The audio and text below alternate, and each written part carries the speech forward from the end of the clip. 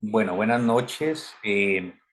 Continuando con nuestras charlas, vamos a hablar un poco sobre monitoría de presión arterial de 24 horas, nuevos métodos diagnósticos en el comportamiento hemodinámico, teniendo en cuenta métodos no invasivos de diagnóstico para caracterización de fenotipos intermedios de la presión arterial. En ese sentido, permítanme ustedes compartir una pantalla y comenzar a hablar un poco sobre nuestras charlas. Bueno, de nuevo, agradecerle al doctor Juan Diego Montejo y al grupo por permitirme estar acá hablando sobre estas cosas que nos gustan mucho y nos apasionan. El mundo viene cambiando y en la medida en que cambia el mundo y la ciencia supera todos muchos escollos y resuelve muchas preguntas y la tecnología progresa, pues cada vez tenemos mejores métodos de diagnóstico y mejores acercamientos terapéuticos para la resolución de problemas de salud de nuestros pacientes y de esta manera la hipertensión arterial no se escapa de ello. La hipertensión arterial, como dice el doctor Dan Aristizábal en una de las mejores publicaciones hechas sobre hipertensión arterial en los últimos 5 años, los últimos 10 años en Colombia, la hipertensión arterial es un factor de riesgo muy importante para enfermedad aterosclerótica y sus complicaciones. Es un problema de alto impacto social, de manera que la detección precoz de pacientes predispuestos a desarrollar hipertensión arterial puede permitir la inducción de estrategias tempranas de tratamiento en cualquiera de sus modalidades con el objetivo de retrasar la aparición de la enfermedad cardiovascular, el daño renal y prevenir sus complicaciones. Yo consideraría que en el momento actual no existe un método no invasivo, tan práctico, útil, eficiente y eficaz que brinde al clínico una información tan precisa para la toma de decisiones diagnósticas y terapéuticas en hipertensión arterial sistémica, como lo es el monitoreo de presión arterial sistémica popularizado como MAPA. Hoy en día es un requisito indispensable para determinar el fenotipo de hipertensión arterial y los fenotipos intermedios de hipertensión arterial.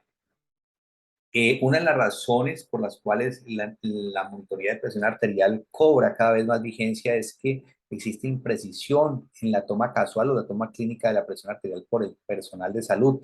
Una de las razones es la hipertensión arterial de bata blanca, la hipertensión enmascarada, la falla en la detección de factores de riesgo no tradicionales asociados a la hipertensión arterial, como el incremento de las cargas presoras diurnas, las alteraciones del ritmo circadiano, etcétera. Hoy en día el MAPA es un método validado para hacer diagnóstico de estos fenómenos y demuestra, por ejemplo, claramente la imprecisión de la toma casual del consultorio.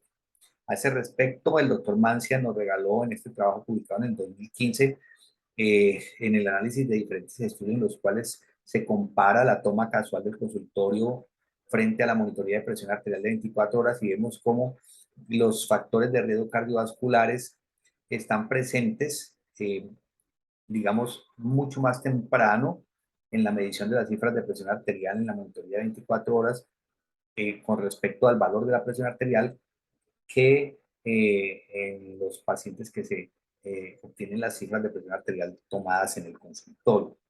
Quiero decirlo de otra manera, cuando hacemos estudios de monitoría de presión arterial de 24 horas, podemos detectar más tempranamente la aparición de factores de riesgo cardiovascular y se correlaciona mejor la monitoría de presión arterial de 24 horas con la aparición de factores de riesgo cardiovascular que la toma casual del consultorio.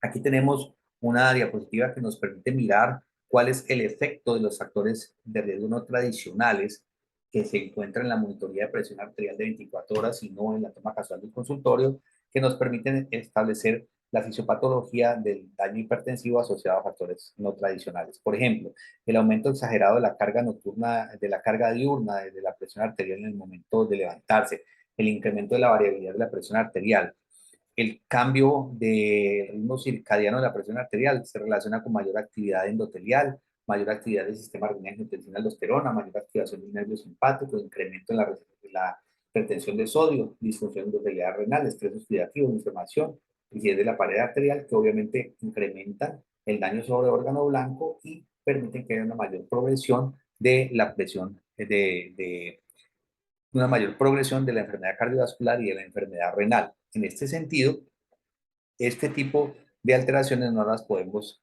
evaluar con la toma casual de consultorio. ¿Cuáles serían entonces las indicaciones más frecuentes de la monitoría de presión arterial de 24 horas? Para confirmar el diagnóstico de hipertensión arterial, como mencionan hoy en día la mayoría de las guías, para documentar la sospecha de hipertensión arterial de bata blanca, en el diagnóstico de hipertensión arterial enmascarada, en la hipertensión resistente al tratamiento definida como la falta de control, con los valores aislados en la consulta, utilizando 3 o más medicamentos, para evaluar la eficacia del tratamiento durante 24 horas y adecuar el manejo, ante la sospecha de hipertensión nocturna, especialmente en la apnea del sueño, en la evaluación de hipotensión postural autonómica postprandial o inducida por fármacos, en la identificación de patrones anormales de la presión arterial durante las 24 horas, por ejemplo, en los casos de hipertensión diurna, nocturna, hipotensión postprandial o de siesta, presencia de las alteraciones del ritmo circadiano o de la caída nocturna, hipotensión ortostática, y para calcular el gasto cardíaco y otras variables hemodinámicas por métodos no invasivos. El mapa tiene utilidad clarísima en los pacientes que tienen alta sospecha de síndrome de apnea y hipopnea obstructiva del sueño, en las mujeres embarazadas con sospecha de desarrollo de preeclampsia o hipertensas crónicas embarazadas, en la diabetes mellitus, en insuficiencia cardíaca congestiva, en la evaluación de la hipertensión arterial en los pacientes con estados edematosos, en el alto riesgo cardiovascular, en ancianos, en enfermedad renal crónica, en pacientes con hipotensión y en pacientes con enfermedad coronaria. Las ventajas, pues, son todas las que ustedes ya conocen y que no se las quiero volver a mencionar acá. ¿Cuáles son los datos y resultados que nosotros podemos obtener con respecto a las cifras de presión arterial y con respecto al análisis de la presión arterial en el mapa? Encontramos que tiene criterios de diagnóstico de hipertensión arterial por promedios, cuando la presión arterial diurna es mayor de 135/85, la nocturna más de 120/70 o en 24 horas más de 130/80. Las cargas de presión arterial que se definen como el porcentaje de cargas que están por encima del valor normal se pueden considerar normales cuando son menos del 20%, borderline del 20 al 30% y más del 30% cargas anormales. Algunas guías dicen que son definitivamente anormales cuando son más del 40%, pero en términos de sensibilidad es mejor tenerlo por debajo para poder efectuar tratamientos tempranos que permitan disminuir el riesgo cardiovascular. Con respecto a la caída de la presión arterial durante la noche, la Sociedad Europea de Hipertensión Arterial define que se considera una caída normal de la presión arterial durante la noche cuando esta se reduce entre el 10 al 20%. Con respecto a los valores del día, se considera un dipping reducido cuando está entre el 1 y el 10%. Se considera non-dipping o rising cuando no se reduce o aumenta en la noche. Y se considera un dip extremo cuando se reduce más del 20% de la presión arterial en la noche con respecto a los valores del día. Este es el análisis de la lectura de acuerdo a los diferentes días. Se considera una monitoría de presión arterial satisfactoria cuando tiene más de 70 lecturas. 85% de los registros son válidos. Algunos dicen más del 70% de los registros se pueden considerar una monitoría válida. Deben tomarse más de 20 mediciones en el día en lo posible, más de 20 mediciones en el día en lo posible y más de 7 en la noche. Estos son los promedios que ya les mencioné y no lo voy a volver a mencionar. Es muy importante también, aparte de los análisis de las cargas de presión arterial y de los valores de presión arterial, el análisis del ritmo circadiano, considerar el comportamiento simpático de la curva de presión arterial. Y se han definido dos tipos, digamos de manera gruesa, dos tipos de curvas de presión arterial con respecto a la frecuencia cardíaca promedio. En los que predomina la actividad adrenérgica, la frecuencia cardíaca promedio es más de 80 latidos por minuto, y en los que son de predominio adrenérgico, más la frecuencia cardíaca promedio está por debajo de 80 latidos por minuto, lo cual tiene implicaciones en las decisiones terapéuticas, sobre todo si vamos a utilizar medicamentos que actúen sobre la frecuencia cardíaca.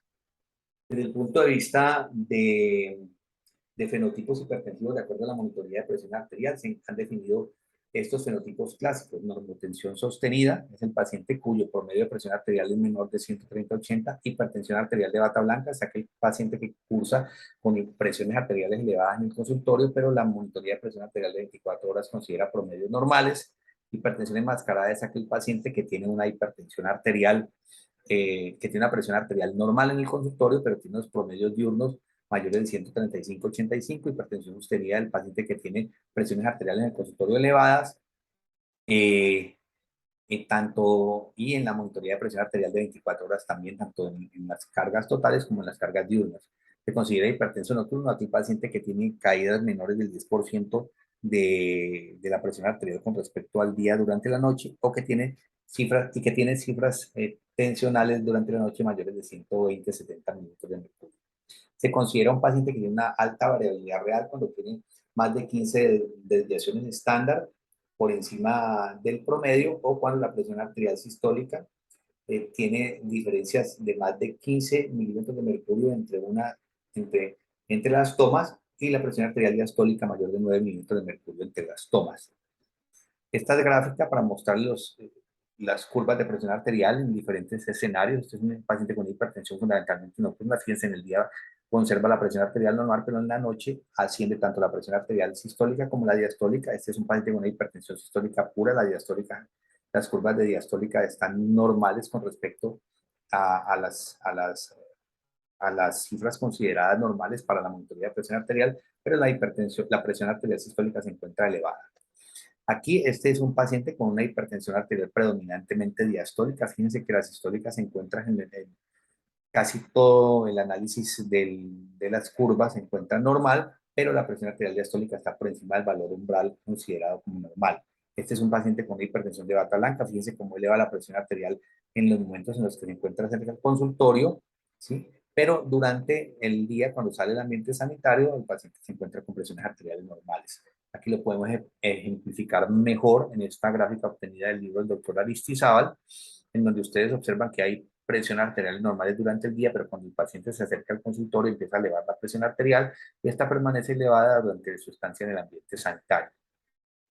Esta es una gráfica de un paciente con una franca hipertensión arterial sostenida, tanto en la noche como en el día, con cargas diurnas y nocturnas muy elevadas.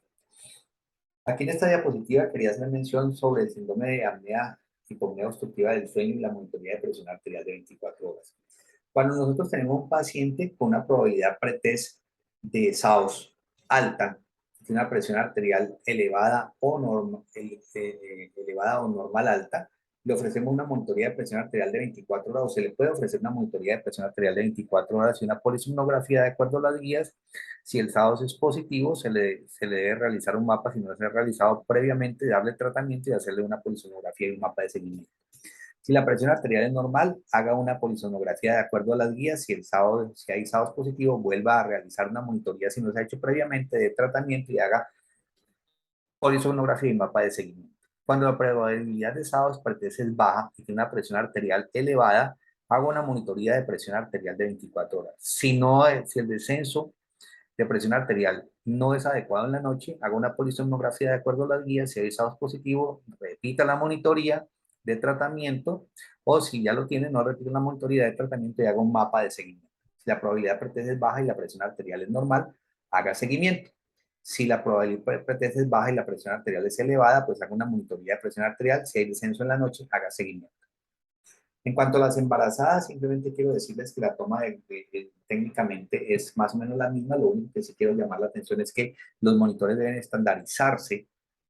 para estandarizarse los monitores para que la toma de la monitoría de presión arterial sea adecuada de acuerdo a la edad gestacional de la paciente. Condiciones hipertensivas asociadas a ritmos circadianos son estas, que están aquí: hipertensión secundaria, aumento del tono simpático, aumento de la actividad del sistema renal y aldosterona, alteración de la sensibilidad del barorreflejo, alteración de la capacidad de excreción renal de sodio, disfunción endotelial, alta ingesta de sal, apnea del sueño y daño en órganos blancos. Quien hace siempre lo mismo no tendrá resultados diferentes. Por eso me he tomado el atrevimiento también de mencionar aquí este trabajo que básicamente nos coloca a nosotros, nos da a nosotros herramientas mucho mejores para hacer un mejor tratamiento de la presión arterial. Este trabajo realizado por el grupo del doctor Aristizábal en SICOR, y que fue publicado aquí en Blue Cross Monitoring. No tengo el dato porque él gentilmente me regaló su trabajo cuando había aceptado para ser publicado, antes de que fuera publicado. Quiero mencionarles que en este trabajo el objetivo era tratar de validar un nuevo método para estimar el gasto cardíaco basado en la complacencia arterial y la onda de pulso obtenida por los métodos oscilométricos de la monitoría de presión arterial de 24 horas. Con este trabajo se demostró que el gasto cardíaco podía ser medido de manera adecuada por métodos oscilométricos con los datos obtenidos de la monitoría de presión arterial de 24 horas. Hoy en día, pues podemos utilizar algoritmos matemáticos analizando la monitoría de presión arterial 24 horas, no solamente para el gasto cardíaco, sino para la velocidad de onda de pulso por algoritmo. Estas son las fórmulas. De esa manera, el grupo de SICOR en Medellín ha diseñado, diseñó una aplicación que para nosotros ha sido supremamente útil, donde nosotros podemos calcular el gasto cardíaco, el índice cardíaco, el volumen latido y la resistencia vascular sistémica, por ejemplo, junto con la velocidad de onda de pulso. De esta manera nosotros podemos caracterizar los fenotipos intermedios eh, relacionados con hipertensión arterial. Un fenotipo es una característica claramente observable o medible por una técnica o procedimiento validado o reproducido. El enfoque tradicional nos considera que tendríamos pacientes hipertensos o normotensos, pero no todos los hipertensos son iguales. De esta forma se han definido de acuerdo al mapa de fenotipos clásicos, que ya se los mencioné, y lo que nosotros hoy en día hemos estado trabajando, que son los fenotipos intermedios. Y tenemos 5 fenotipos intermedios que son los más frecuentes, sin embargo, podemos tener variaciones de cada uno de ellos o la sumatoria de muchos de ellos en el mismo paciente.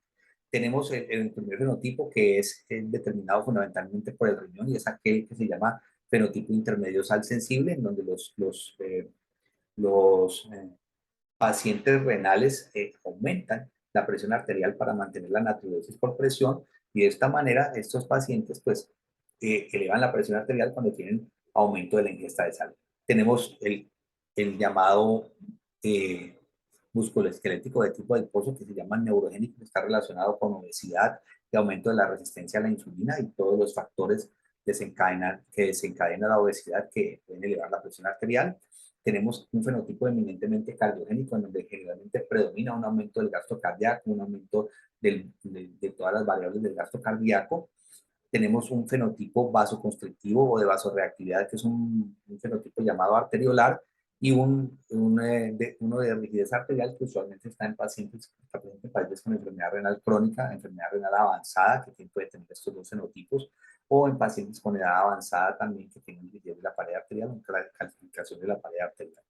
Nosotros, utilizando diferentes herramientas, podemos determinar el fenotipo intermedio de estos pacientes con las variables hemodinámicas que nos pueden proporcionar los métodos invasivos, de manera que tenemos un fenotipo cardiogénico, neurogénico cardíaco, o neurogénico o cardiovascular, en donde hay un aumento de la presión de pulso, un aumento del volumen latido, un aumento del índice cardíaco, resistencias vasculares sistémicas normales, un aumento de la actividad simpática, una velocidad de onda de pulso normal y una sensibilidad barorreflejo disminuida.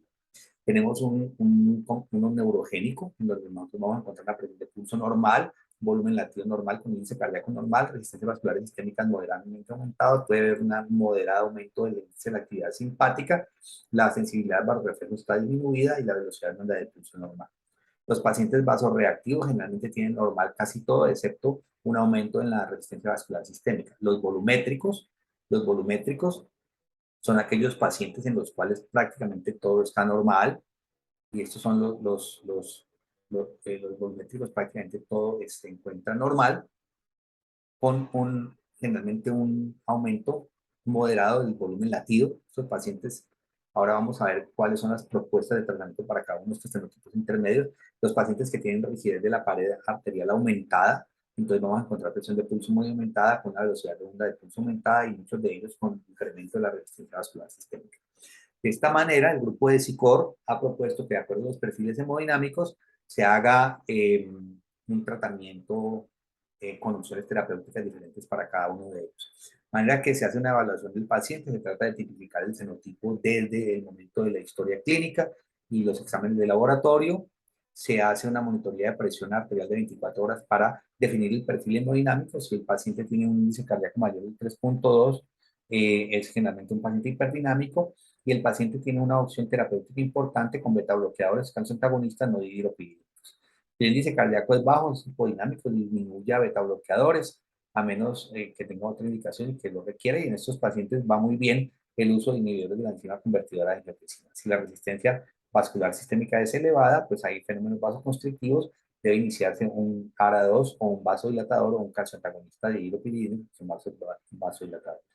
Si tiene pérdida del descenso nocturno o patrón invertido en el mapa, y si es un paciente con hipertensión arterial sensible a la sal, puede iniciar diuréticos con una buena respuesta terapéutica. Naturalmente, este es un esquema basado en perfiles hemodinámicos, sin embargo, nosotros vamos a tener otras cosas que vamos a encontrar también que podemos evaluar en la clínica, y toda la sumatoria de todos estos factores nos va a permitir tener unos mejores acercamientos terapéuticos para el paciente.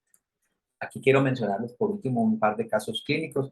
Este es un caso clínico que tuvimos nosotros de un paciente de 69 años de edad con diabetes mellitus de 12 años de evolución, con esta categoría de enfermedad renal crónica.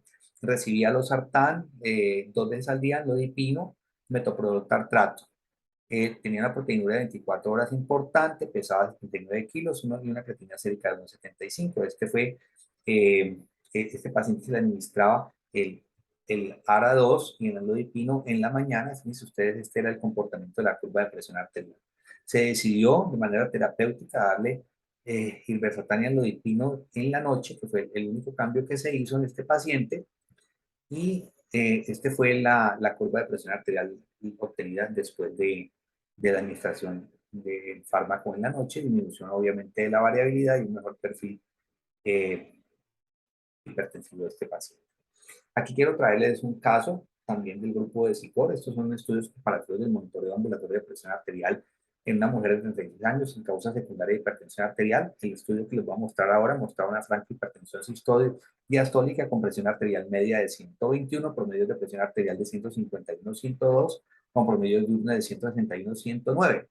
El panel de parámetros hemodinámicos, una resistencia vascular sistémica prácticamente normal, un índice cardíaco elevado, pero un índice de actividad simpática normal y reducción de la sensibilidad al varorreflejo. Por los hallazgos hemodinámicos, se inició tratamiento con un vasodilatador para mejorar.